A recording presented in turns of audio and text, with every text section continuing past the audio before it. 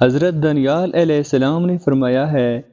کہ میں چادر کا دیکھنا امانت اور دیانت اور دین کے وقت ہے، اور اگر کوئی شخص دیکھے کہ شال پاکیزہ ہے تو دلیل ہے کہ امانت گزارے گا،